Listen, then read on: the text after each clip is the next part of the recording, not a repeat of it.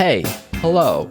Welcome to episode number 106 of the People We Love podcast. I am Adam Choit. What's up? If you're new here, what I do is interview people from all walks of life, most often comedians and other artists and creative types about their lives and careers. The conversation is casual, but I also ask everyone to highlight the people they love, who they admire, who influenced them, inspired them, or supported them. For more, check out peoplewelovepodcast.com. That's peoplewelovepodcast.com. And the Instagram handle is at peoplewelovepodcast. And you can find me on Instagram and Twitter as well, at Adam Choit, if you want to follow me. And please remember to tap subscribe or follow on whatever platform you listen to podcasts on.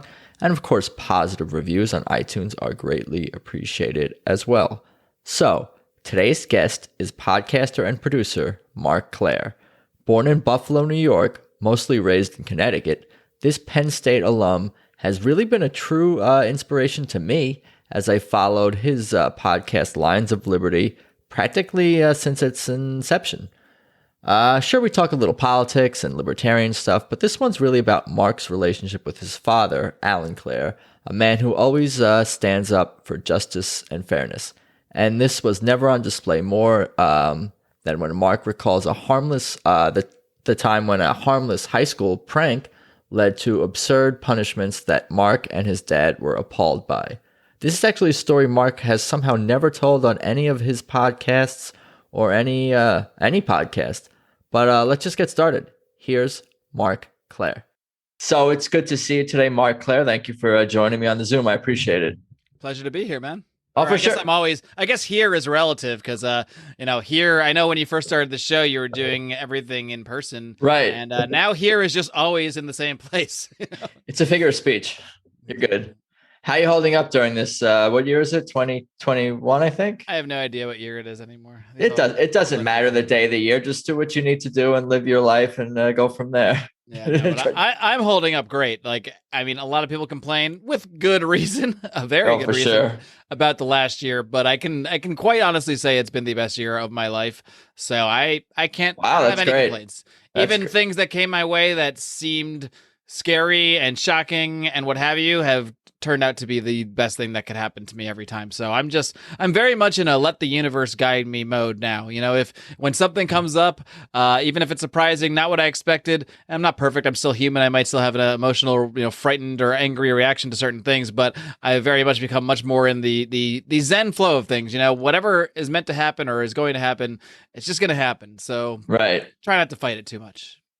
But can you guide the universe at all? What can we do? I mean, obviously you're a hardworking dude with aspirations and doing lots of different things. But in terms of the universe, speaking generally, is there anything that good, just being righteous and trying for good karma kind of thing? Yeah, well, I mean, good karma is a real thing. Like, I truly believe in that. I mean, I think if you want good things to happen to you, then do good things. You know, do good things for others, do good things for yourself, take care of your body, take care of your spirit, your mind, your soul. Dude, that's so much work. I can't do all of those things. It is actually a lot of work because it sounds like a bunch of mumbo jumbo.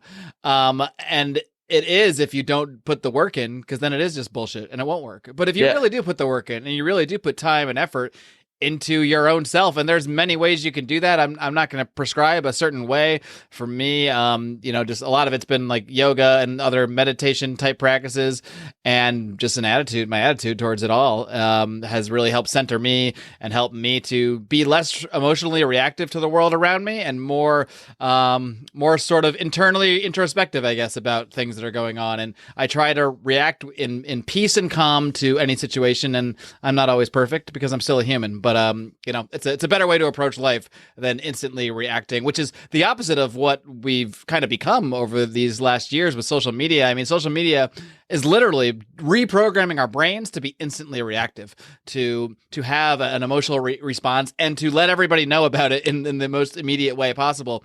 So as the world kind of turns into one thing, I'm trying to sort of find my inner peace and, become a monk inside in ways. But you're the hair for a monk, though. Yeah, but you're still an emotional being and creature, and you still experience all these emotions, but you're able to control them in a way that's not detrimental to you, kind of thing. Is that what it is? Experience them, but not let them consume you. That's kind of what I come back to. I think that's the big thing. Yeah, I mean, that's a big thing. The negative ones. Yeah, even the good ones, because I mean, any emotion can take you too far into one thing. Extremes. You could be too excited about something, whatever it is, and maybe you focus so much on that one amazing thing that you forget about everything else you should be looking at in life. So I don't know. It could go either way. Balance. Yeah, balance. That is the key.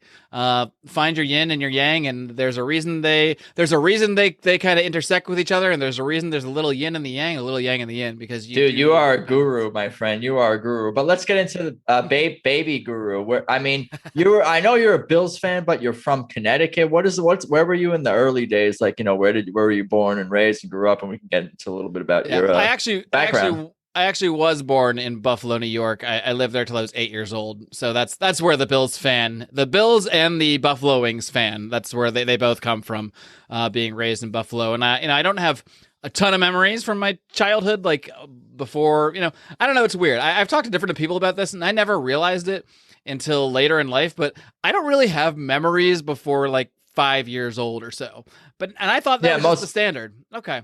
I think that's the standard. I think people see photos of themselves when they're young, when they're like 6 or 7. They see photos of them when they're 3 or 4, and they're like, "Oh, those are memories." No, that's a memory of you being older than that, seeing a photo or a video or something like that. That's what I think happens. That probably makes more sense, because I don't have a single darn memory before being 5. Like I know people that say that they remember being like 1 and 2 and 3. Yeah, that's just like I started at 5 years old playing in the backyard. Like that's when my life began, as far as I know. And that's sort of an image or a memory that jumps out at you about Buffalo, snow and playing in the backyard. Is my picturing that correct?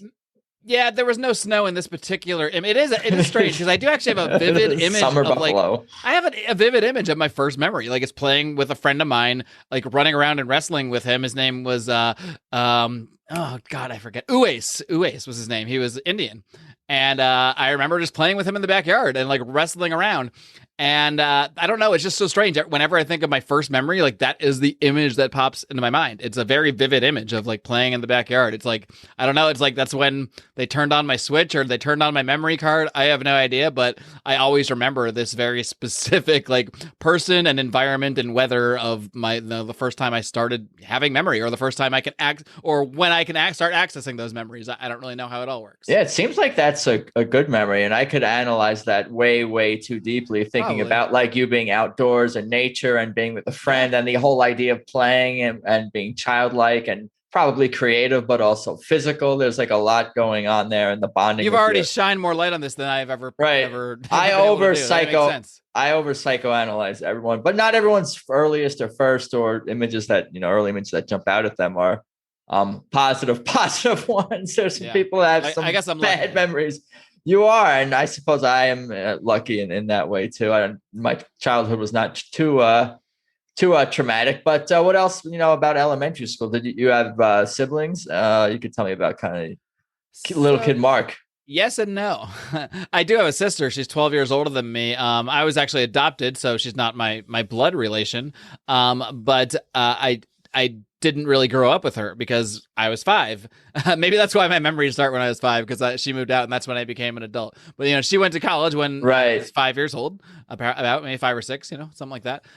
So I kind of have this thing where I have a sister, I have a sibling, but we're 12 years apart. I'd say we only really got to know each other well, like when I became an adult, and even more so in the last 10 years, because she adopted a child about 8 years ago, about 9 years ago. And 9 years ago. And so we've grown closer through that, just through my wanting to maintain contact and get to know my nephew as he grows up more. So I think that actually brought me closer with my sister, who I didn't really know as well. When I was a kid or even a teenager, she was always just, off at college. I'd see her on breaks and that sort of thing. But yeah, I have a sibling, but I kind of was raised as an only child because I essentially was, I was home by myself.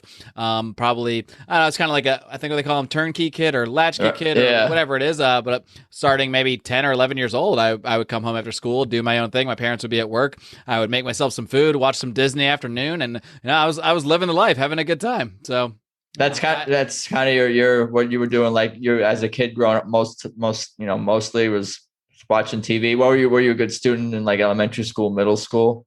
Yeah, I was a great student, I guess, just because I don't know. I found like school easy for the most part. I had. Look at you. an occasional lump in the road. I remember getting a D in one class once, and it was like the most traumatic thing because I'd only had A's or like B pluses sometimes since that point. But for some reason, I remember getting this D in chemistry. This must have been middle school or high school at that point. But I remember it was traumatic. Like I couldn't believe it. My parents couldn't believe it. I don't even really remember why it ended up happening. I think we ended up like going and talking to the teacher about it. I think I actually ended up getting that grade up because there was something, I don't know. My parents are, especially my dad, is not going to be the kind of person to let something slide if he thinks something is unfair. And this actually has happened. I mean, he has been the one to stand out and stick his neck out for me on several occasions, when I was growing up, all of which were centered around him seeing some kind of unfairness and not about to put up with it. Wow, I'm learning a lot. Like that, your dad is somebody who's values justice. It sounds like. Oh, I would say that is absolutely true. What's your dad's name and your mom's name, and what did they do? My dad's name is Alan Clair. He is currently, my dad's one of those retired people who's never actually retired. He probably does more being retired than he did when he was working full time. But he was a salesman for many, many years, salesman for Xerox Corporation. And they had a little bit of a falling out there. I won't get into all the details, but he had about copied his butt too many times. Classic move. No, he actually ended up in a 12-year lawsuit that he was leading, class action lawsuit against the company he's working that will get you released from your duties as an employee. It actually trying to sue the company. It actually technically didn't because they technically could not release him for that reason. But he eventually worked his way out, in a natural way, essentially. But yeah, he also was in the Air Force. So he's still technically, well, probably not technically. I don't think he could get called up necessarily, but he is a reserve Air Force full colonel as well. Wow. What were the details or whatever you said about the Xerox thing that happened? I was talking over you there. I don't know. You don't have to divulge everything. I didn't really go into the details, okay. But essentially he led a class action lawsuit against the company. I've still never fully understood it, but something to the effect of it affected employees and their retirement plans. It affected employees that left the company and then returned to the company. And when they left and returned, some weird thing happened with their pension where the longer they stayed on after returning, the pension money was getting taken out. And it was some weird intra-company rule, and it definitely violated a lot of laws. Wow. And they've been in litigation, I should say, for a very long time. They've won a couple things along the way, get shot down to a lower court sometimes, Xerox appeals. I think it's pretty much done. But I was going to say, this is going still? Oh, no, it's crazy. There are many, many, many of the people that were co-plaintiffs in the lawsuit are dead. They died before it could finish because these are all people that were nearing retirement age when this happened. So yeah, no, a lot of people, and I assume their heirs would still get money, when this thing fully shakes out.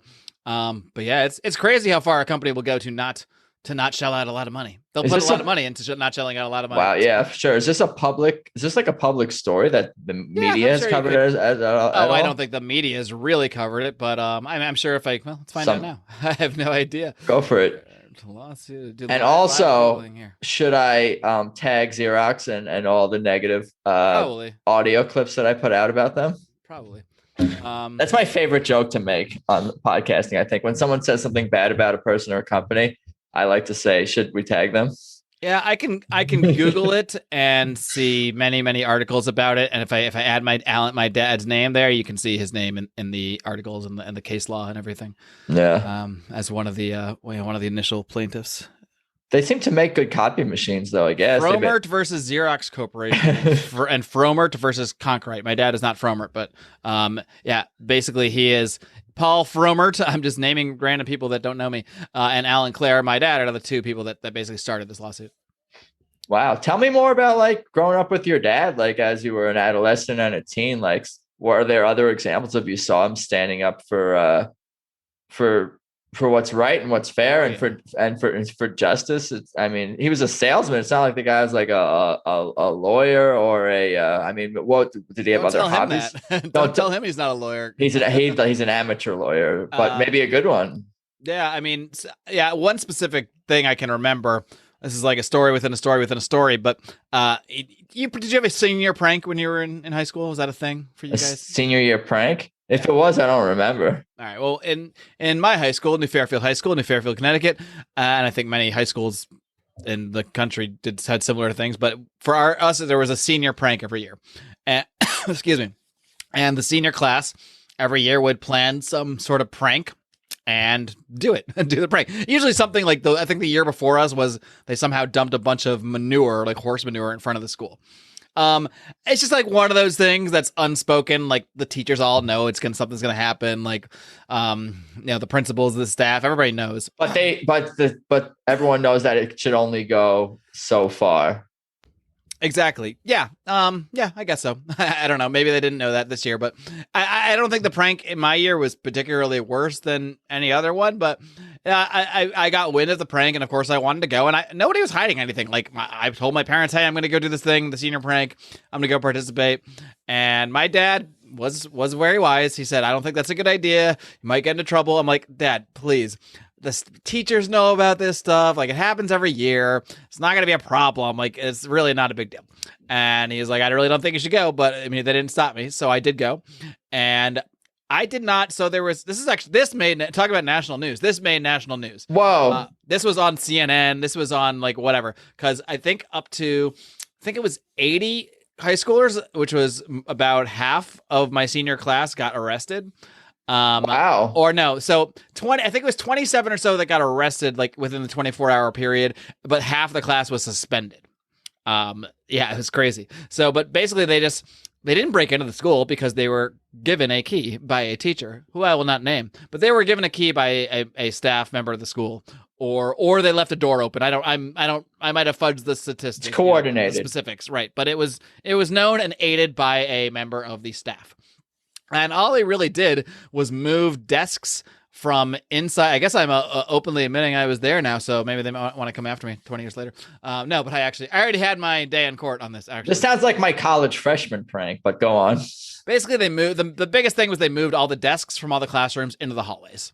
So that's it? The big deal? And you're going to arrest kids for that? Apparently, there are some people, this was not part of the original thing, but some people put like, what's that stuff called? It's that, I don't even know what it's called. Some material. Yeah, I don't know. It's something you put on the rails that was kind of like slippery. I forget what. Vaseline. Yeah. Vaseline on some of the rails. I don't know. But the big thing was just moving the desk into the hallway. So I went, participated, did that, left, got in my friend's car. And as we were driving away, we're not driving away like we robbed the bank. We're just normally driving, we're not thinking anything bad is going on, really. Yeah. We got stopped by a police officer. He asks who we were, like takes our names and phone numbers, and then lets us go home. And what I didn't know in the meantime is that there were cops on the grounds because the principal had somehow gotten wind of this and had coordinated for the police to be there, ready to show up and arrest kids. I guess that was the plan.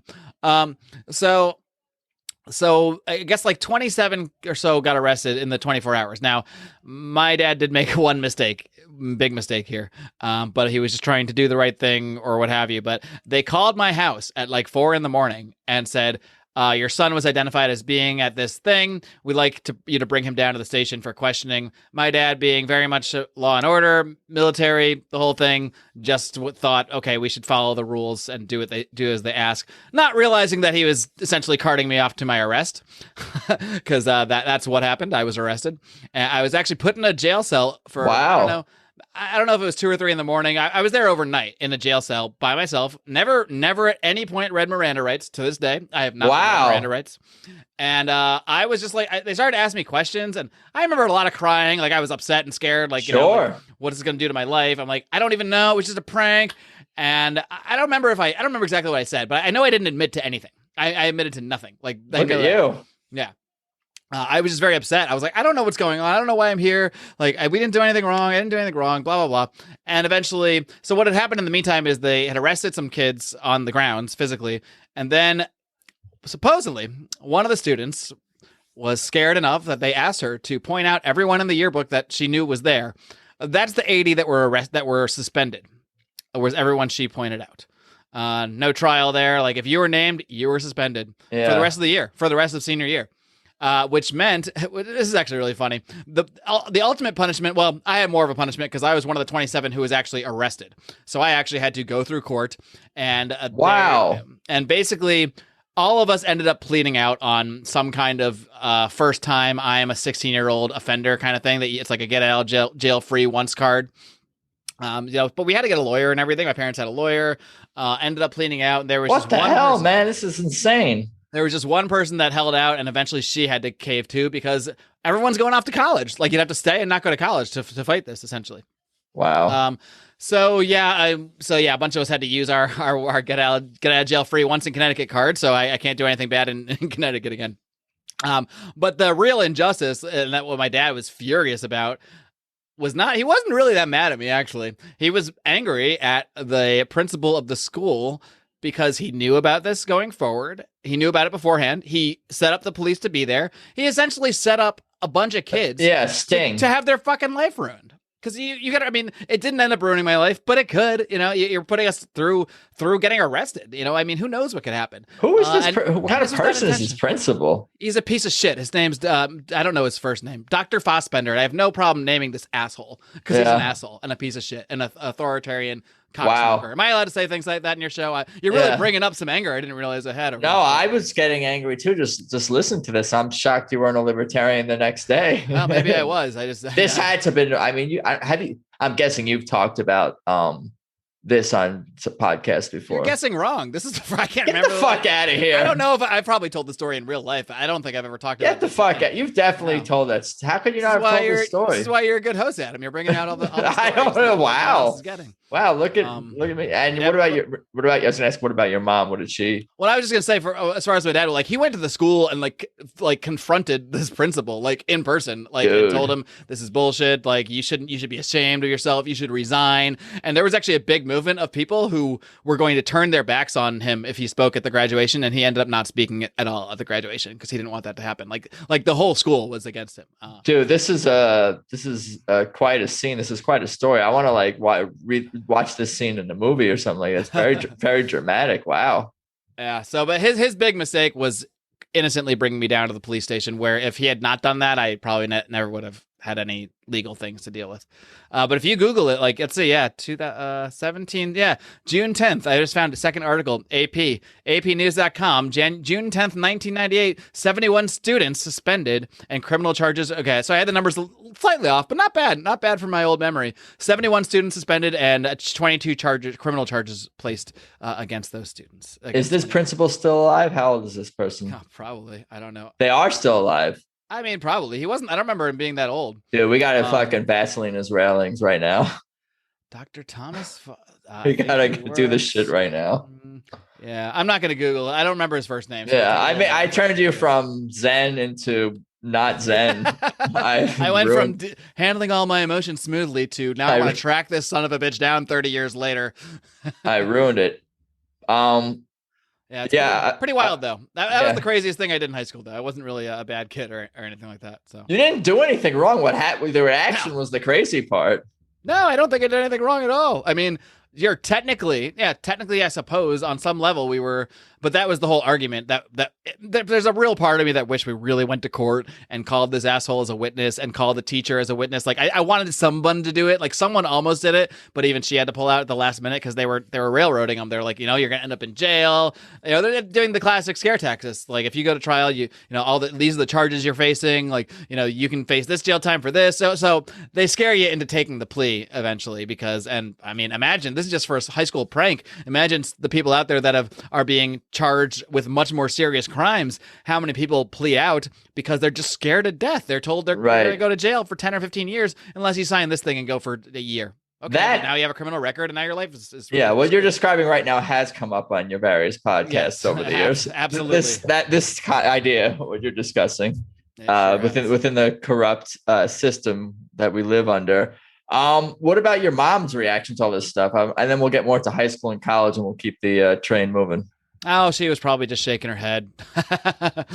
I mean, my dad was really more the active participant in the whole thing. She was probably just, kind of just like, We told you, no, my dad was really the one who was taking the bull by the horns and Wow. not What gonna did, yeah, not gonna see that let this thing just go. yeah, what did you, I mean, I can guess, but what did you think about that when you saw him and he acted, on your behalf and for what he believed in? That must have been, I mean, Well, it maybe made not me a feel surprise, but it made me feel a little more justified in feeling like I was wronged, because even my dad, who said I shouldn't go, also felt I was wronged in the situation. So it's like, right, okay, I'm yeah. not just like a punk kid who thinks he's thinks he's the shit and it can never do wrong. Like, no, this guy, this successful gentleman here, who's my father, he also agrees that I've been wronged here. Who No, benefits it from was this? I was gonna ask, like, who that. benefits from this? I Like, have the no idea. principal didn't benefit. No. The police, like, what is? It's just people are they're such like zombie, narrow-minded, one, single-minded, focused, whatever people where they're just like they broke rules, must do Yeah. this. Principal called, must arrest, or I It's don't know. weird, man, because they had pranks going for like 20 years. But I mean, and this is just an annual thing. And your one is way worse than that. That's a sanitary issue, This was just moving desks into a hall. Like, I mean, I'm not saying it was. What was the sanitary one? You were cutting out there for a second. Well, they had put, they the horse manure. Yeah, the horse manure. I'm like, to me, that sounds way worse than anything we did. But yeah, it was weird. But that always stood out to me, is that my dad definitely had a sense of justice, and he was never someone to let something go. Like, if he thought something was wrong, he was going to say something about it. And yeah, I suppose I probably took a little bit of that from him, to say the least. Yeah. Since I have a whole podcast where I talk about all the things I see that are wrong. So I'm putting all the pieces together. What did you? Therapy session. Sorry. I'm putting the pieces together of the puzzle. And what about college? I know you went to Penn State, but where were you thinking in high school, junior, senior year, where you'd be going? Was college like a definite thing you were going to be doing? What were your plans? It was a definite thing I was doing, because that was just what was told to me. I was never really given a choice, and I never even thought of another choice, because I was not presented with another option. To me, that was just all growing up. That's what you do. You go to high school, and then you go to college, and then you get a job, and then you get married and buy a house, and that's right. That's how you do it. That's what I thought too. It just all happens, doesn't it? Here we are, two just all houses. You follow the path, and then these things just happen. Like, I see all these people with their houses and families, and whatever will become them, right? It's just it happens easy, but yeah. But I mean, I don't know. Looking back, like, I don't regret anything I've done in my life. Like, even no my doubt, worst times, my most tragic times, like, I've learned and grown from all of them. So I can honestly say, I mean, yeah, there's probably a thing or two I'm like, well, maybe I could just change that thing. But even those things, like, I learned from them. So I can't regret anything. But I would say, if I had to give advice to people, I wouldn't say don't go to college, but I would say think about it more. I would say put some more thought into it. I went to college I kind of randomly chose a major of going into journalism, because you were supposed to like choose something to start off. And I ended up from journalism. Since I was in the College of Communications, I ended up taking like a video editing class. And I remember working on like a music video once, and I was editing this video, and the teacher came behind, which is like looking at me behind me, and he's like, "Oh, you have a really good eye for this stuff." And that's when like a little bulb went off. I was like, "Oh, I do," and I really like doing it. So that's why I ended up kind of getting more into the video production end of things, just because I ended up liking that. But that's only because I just basically randomly chose journalism and ended up stumbling my way into something I really liked. But I work with people in my industry. I work with people that are like me, went to college, studied audio video production, did the whole thing. And I also work with people who didn't do any of that. They just got out of it. They did high school. They started working, somehow got their way into working in TV in some aspect, and learned all the same things I learned without the huge bill attached to it. Right. So, no, 100%. It all depends on what you're going to college to study and what your goals and mean, whatever. There's a lot of factors that go in. It might not be worth the 6-figure plus pile of debt for a degree that might not be helpful in your future. Right. Let's And say that. I mean, people always say, well, what about the friends? And it's true. Like I made some of my best friends in college, like the people I have my podcast with, I met in college. And that's true. But when I really think about it, like, did I need to be enrolled in college to make those friends? No, you just go to the bar after you're done working and meet those people or whatever. Couldn't I have, instead of spending all the money on tuition at Penn State, couldn't I have moved to the same town, awesome, fun town, State College, Pennsylvania, rented an apartment for, far less than the combined amount of room and board and classes would cost, join the same fraternity. I'm sure they'd let me in. They're not going to care if I'm really in school or not, probably. Made the same friends and probably gotten close to the same education. I mean, dude, you could have did you say you could have taken some courses? Is that what you referred to? No, I wasn't even saying I could take courses. I'm saying I could learn this stuff on my own, probably, if I knew what I wanted to do. Or I could learn it on the job. I mean, there's a lot of ways you can learn.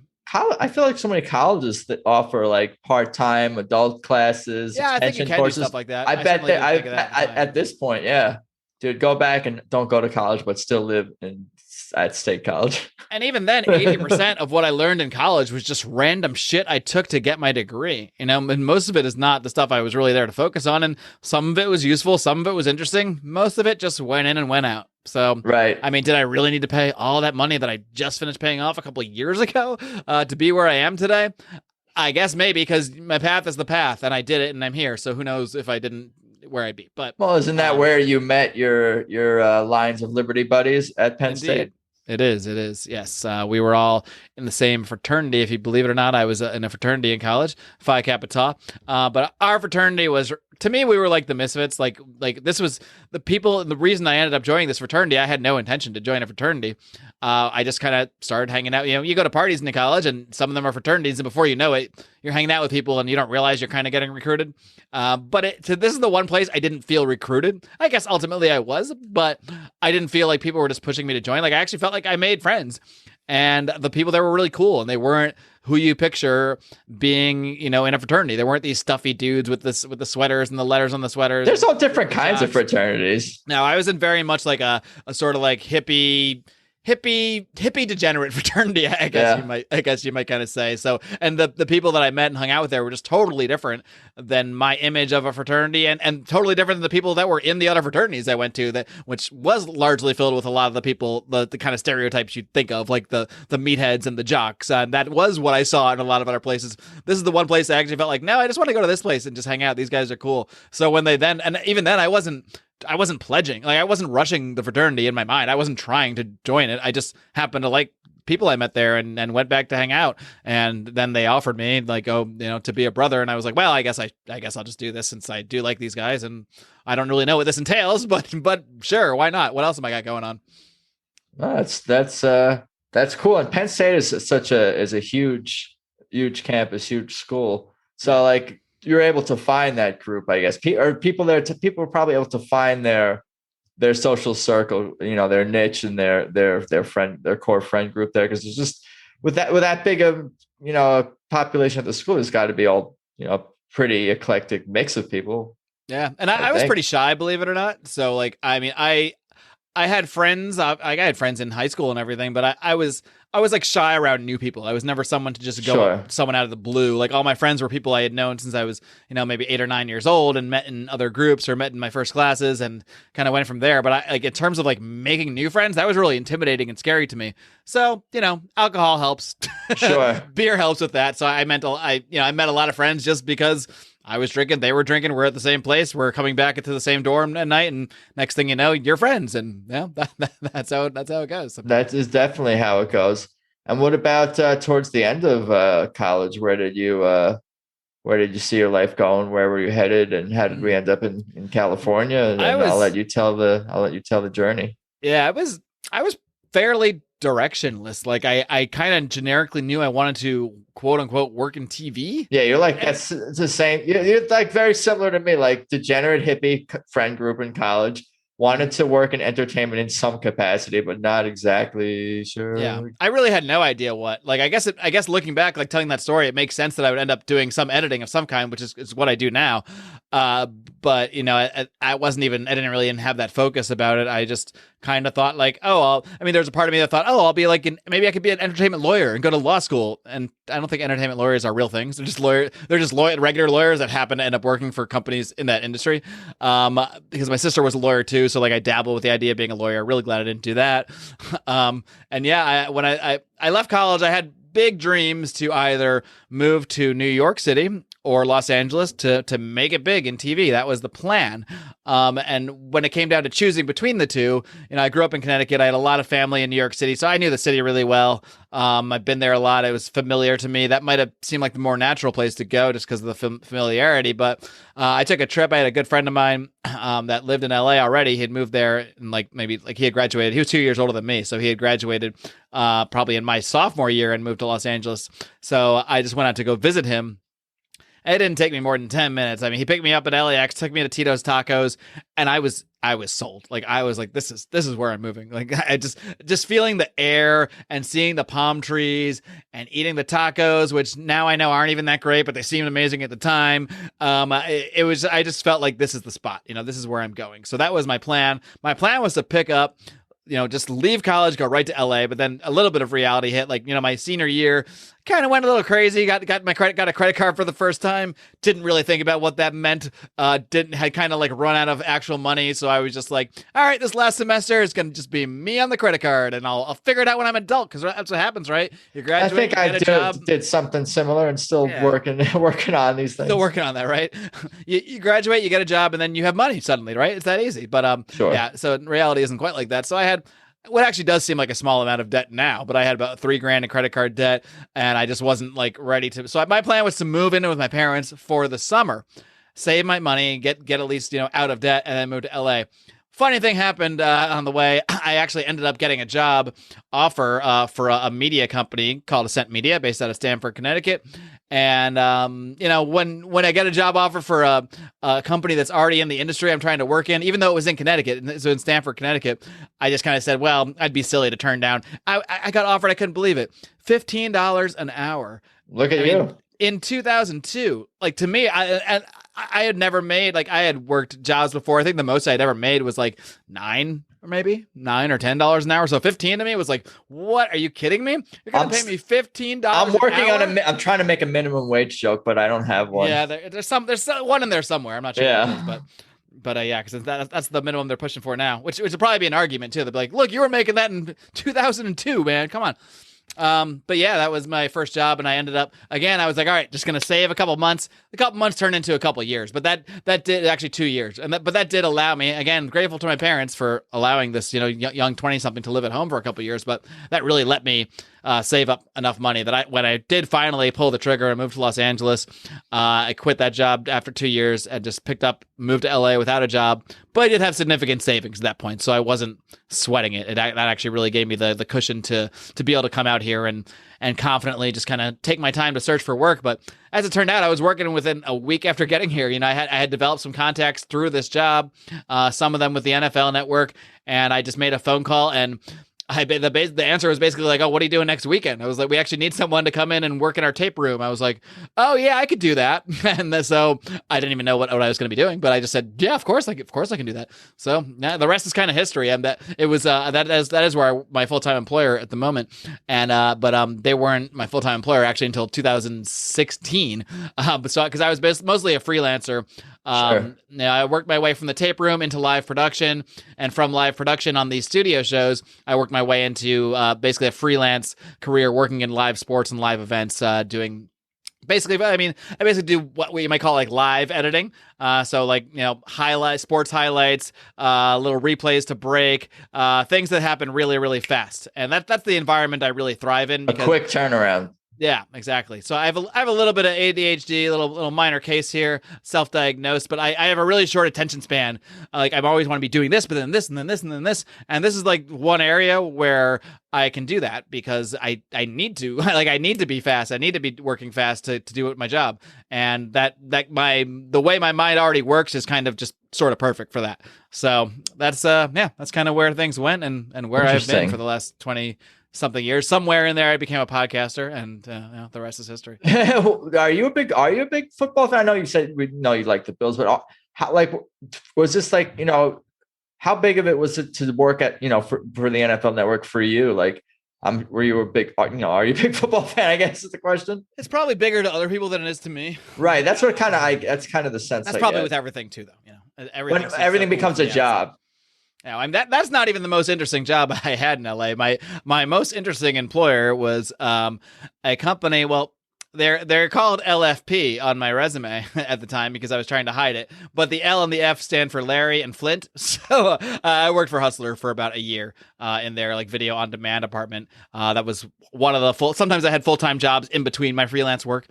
So this was one of those times, and ended up having dinner actually with Larry Flint himself. That dude's a hero. God rest his soul. Yeah, not one-on-one, but it was like a group dinner with my department. I think there was like 10 of us and him and his wife. Nicest guy in the world. Like just absolute freaking sweetheart. Just a really, really, really amazing person from my limited interaction with him. But funny story about that while I'm telling random stories. The first day I walked into work at that office, I saw someone on the phone wearing this like pinstripe suit, and he sounded and looked like Woody Harrelson in the movie The People versus Larry Flint. I was like, that's so strange. Like, he really sounds like, I know that's not Larry Flint, obviously, and it's not Woody Harrelson, obviously, but I found out it was Larry Flint's son, who was just a spitting image of Woody Harrelson and just sounded wow, interesting. So yeah, I mean, I guess that was perfect casting of Woody Harrelson. I guess so, yeah. The younger version of, the progeny of Larry Flint was just a spitting image. So that's the biggest thing that stood out to me there. But I bring it up because that's one of those jobs that sounds so cool. Like, oh my God, you work with porn stars and porn. No, it's not cool. It's not cool. It was terrible. Like, why? Because is it that you see it all day long? Yeah, you're desensitized, and all of it. And I mean all of it. Yeah. Yeah, you don't need to see that all day. It can't be healthy. No. But the world needs porn, but you should but you shouldn't be working on that 40 hours a week, probably. No, like the first week I was like, this is cool. But the second week I was like, I got to get out of here. This is not good. They can't pay 40 different editors to work 1 hour a week. Yeah, it doesn't work. That I might have been able to do, but that way the editors could still enjoy porn without being desensitized from it. Yeah, I mean, I can't imagine anybody that's been doing that for their whole careers. It's just got to be like, ugh, yeah. But that's a whole rabbit. It must mess you up. Tell me about Lions or Liberty and how that all came together. I mean, this has been interesting to hear more about, the background behind Marc Clair, the person, even beyond a lot of the political stuff and the podcast stuff, which as a listener of what you do and listening to you on other podcasts, I hear a lot of, but I definitely want to give you a chance to tell the audience about, your passions with this. Sure. I mean, I have like a 30-second version of the story, a 4-hour version of a story, but I'll try to do something in the middle. Maybe not quite in the middle. That would still be 2 hours. But essentially, like I actually got into this guy named Ron Paul, who a lot of people in the libertarian circles will have heard of, will obviously know who he is. And I got into his writing through a friend of mine, Howie Snowden, in college, which is many, many years before he ran for president and sort of popularized libertarian ideas in the modern age, I guess you might say. But so I was just reading his writing, and what stood out, because a friend referred him to me. My friend Howie had been a congressional page in high school, and he worked for a different congressman, but he ended up getting to know this guy, Ron Paul. He would stay and watch his speeches, and he was just talking him up like, this guy's awesome. You got to just check out his writing. And I was like, why is this guy, like, I'm trying to get drunk here. Why is this guy telling me about this old congressman? But I was like, all right, whatever. He seems excited. So I started reading his stuff, and it really opened my eyes to the idea of political philosophy, because I had never thought of that before. I had grown up listening to AM talk radio in the car with my dad, Bob Grant, Curtis Sliwa. I think Sean Hannity was starting to come into things around then. Rush Limbaugh was definitely involved.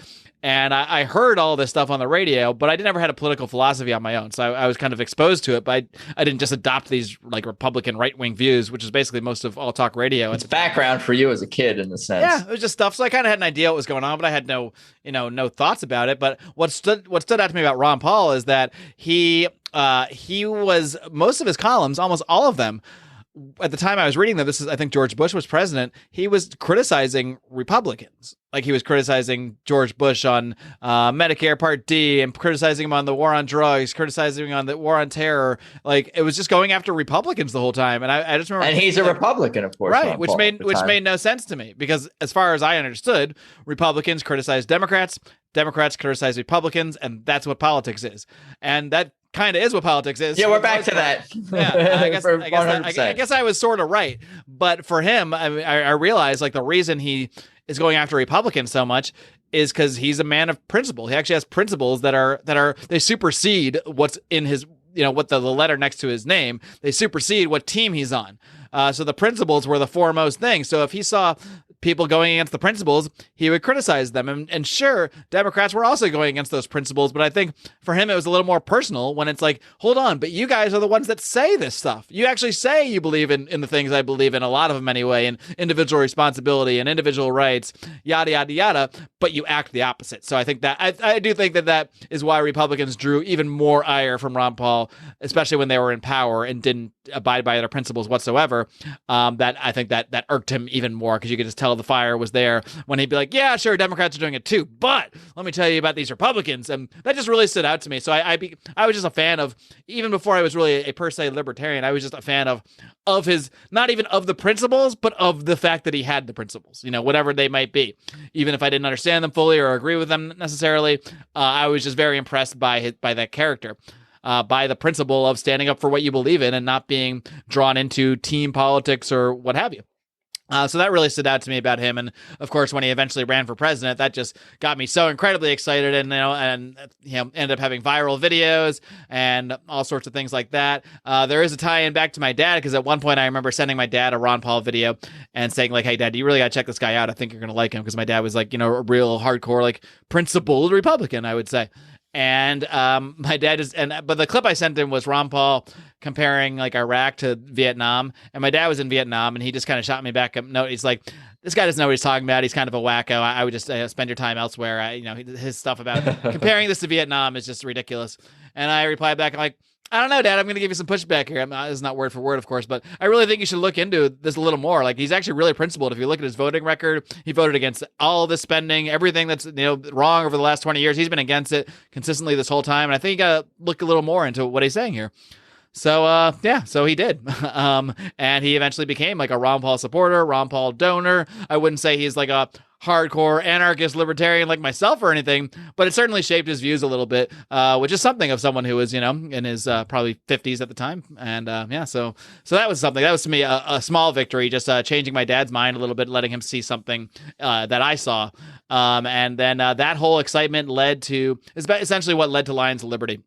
Essentially, Brian and Odie, who are the two co-hosts with me, that I can vividly remember the conversations. Well, I say vividly, we were drinking heavily for both of them, so as vivid as that goes.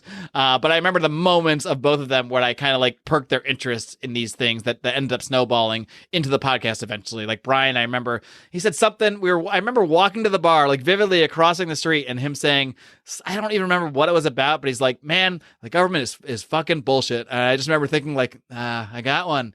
and then I remember going to I was hanging out with John Odermatt. This is the time he lived in California for a little bit, so we went to a bar in the Inland Empire where he was living at the time, just tossing back double whiskeys, and somehow politics came up, and I was going off against the war. I was very anti-war, and I was just talking about the Iraq war, how we got to get out of there. Afghanistan, how we got to get out there. Yeah, hi, it's 12 years later. I'm still saying it. This is unbelievable. But anyway, so he assumed, because I was against the wars and all of that I was probably a Democrat. I was supporting maybe Barack Obama or Hillary Clinton or John Edwards, or this is in the early part of the primary season that in 2007, 2008. And he was shocked to find out. I was like, no, I'm not supporting those idiots. I'm supporting this guy, Ron Paul. He's a Republican from Texas. And I think that you could see like his brain sort of breaking a little bit. Just like it didn't make sense to me that Ron Paul was criticizing Republicans at first. It didn't make sense to him that this hippie here is just going off against the wars. But the presidential candidate I'm excited about is a Republican. And he just didn't understand that. But so I started to tell him a little bit about Ron Paul and the positions he had and yada, yada, yada. And I eventually broke his brain and helped him see the light. So I was able to turn those two onto the ideas. And, we kind of had more and more people that latched on. We started an email chain for these conversations that we had eventually dubbed the Liberty Chain, because we kept adding more people. Like, oh, this old friend. And before you know it, there was like 30 people on this chain just talking about the ideas. It started just being about Ron Paul, but then it became about the deeper philosophy. And we would end up having like really long email chains where we'd have paragraphs and paragraphs of debate and conversation. And I think at one point I was like, maybe we should just start a blog or something. Like, we're writing all this stuff out. Maybe if we just post some of it on the internet, it'll interest some other people. And that was kind of the extent of it. So we started Lions of Liberty was just like a blog where we just threw up our thoughts and articles about certain things. And then after a couple of years of that, we put up a little traction here and there. Sometimes we get an article shared by Lou Rockwell or something. And, we would I'd share a lot of our stuff on the old Daily Paul website, where a lot of like Ron Paul people used to gather. And I remember. Have debates. Yeah. So, eventually I started listening to podcasts in general.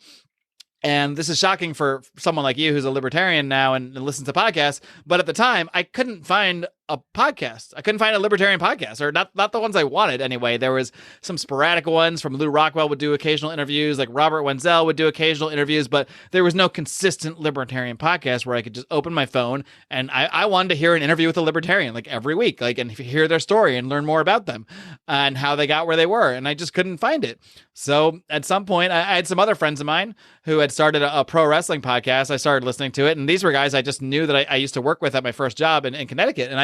And their audio was good. I enjoyed listening to it. I enjoyed the banter. I enjoyed the topics. And I was like, this is really good. And I thought to myself, well, if these guys can do a podcast on pro wrestling, and they're really knowledgeable about it, these guys aren't special. There's nothing, I know them. Like, they don't have a lot of money. They're not super rich or famous, or they didn't work in radio before. Actually, one of them did work in radio, but that's neither here nor there.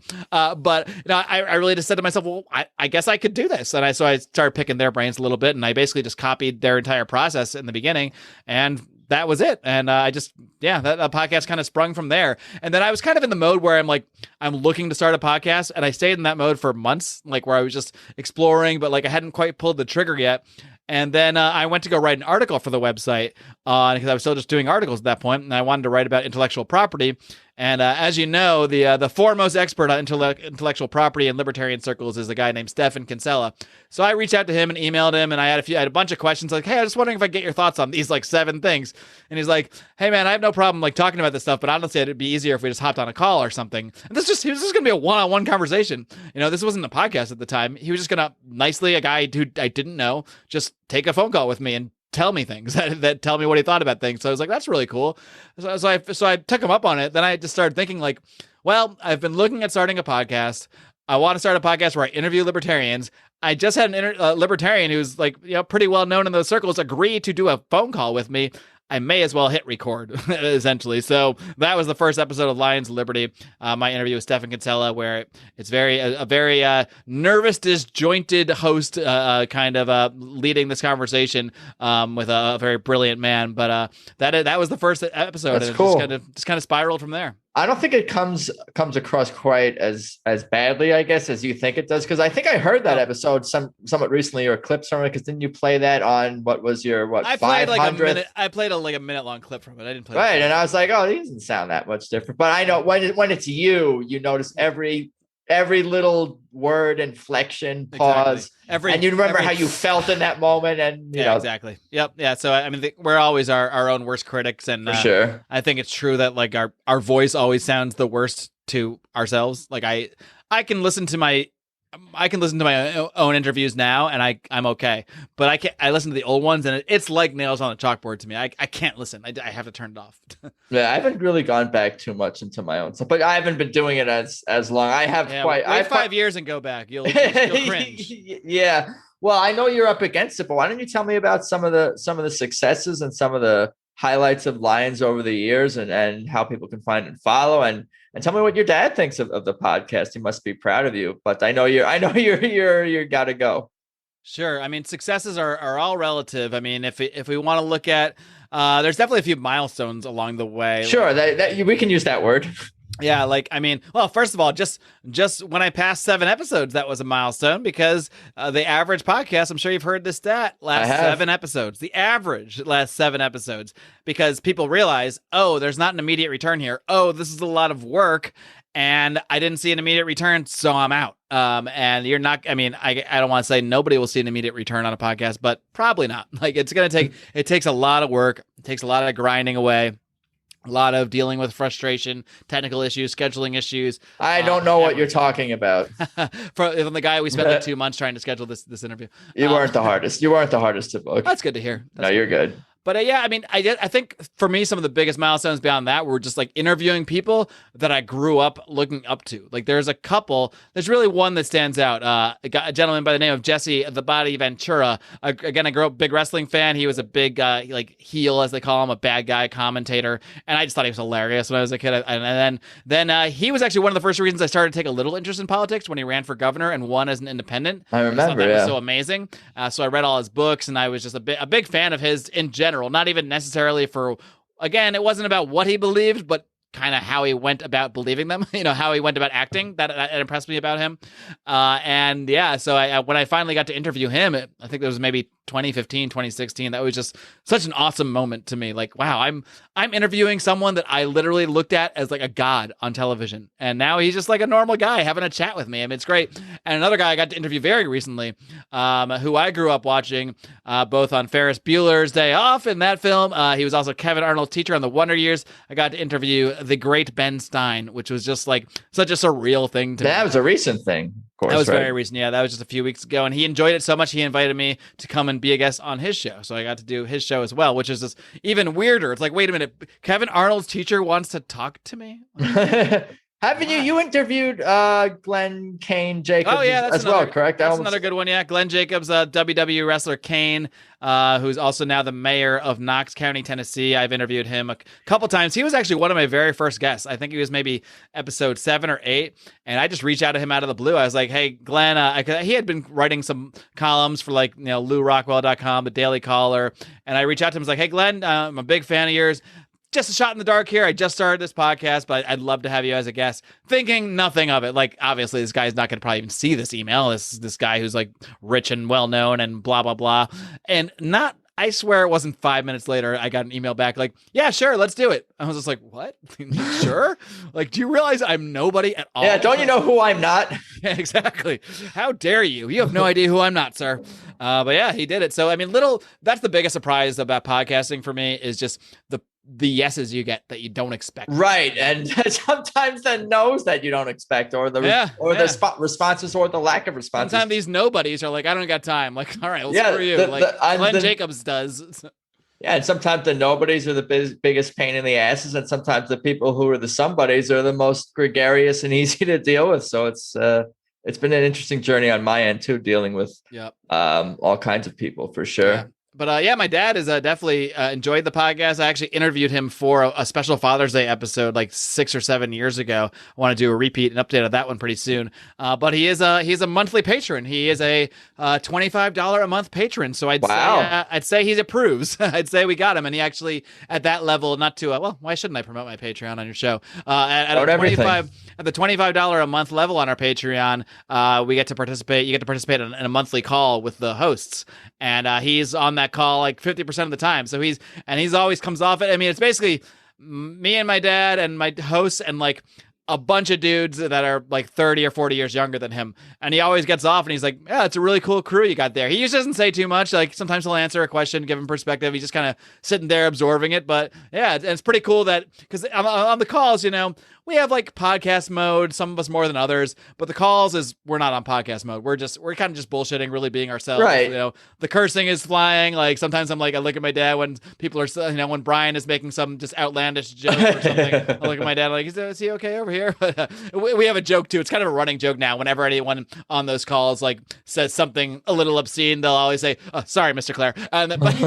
But he's cool. He seems to really enjoy it, and especially I think in these times, like that's some of the most human interaction he gets is on those calls. So he seems to really enjoy what we're doing, and he supports us financially, so that's awesome. So I can't ask for more than that. No, for sure. And that it's genuine and that he likes the show and all that, because he's a man of principle who stands up for what he believes and is not going to give money and support to a venture he doesn't like, even if it's his sons, unless he supports that. Yeah, if we were the kittens of communism, I don't think he'd still love me, but I don't think he'd be sending the money. Probably not. Probably not. I think we covered it all. We covered a lot. We covered college. We covered high school, growing up. Ron Paul, Lions of Liberty, Pops. A sordid criminal past. That's right. Why don't you tell people where they can find and follow you? Give the Patreon plug. Give it all. Do your thing. Sure thing. I'm all over the place, but you can find Lions of Liberty, lionsofliberty.com, at Lions of Liberty on Twitter. We're also on Facebook. We're everywhere. We're Lions of Liberty everywhere you go. I'm on my personal Twitter is at Marc D. Clair. That's Mark with a C, at MARC, the letter D, Clair, CLAIR. You can also I have a newsletter I sporadically post on Substack, markclair.substack.com.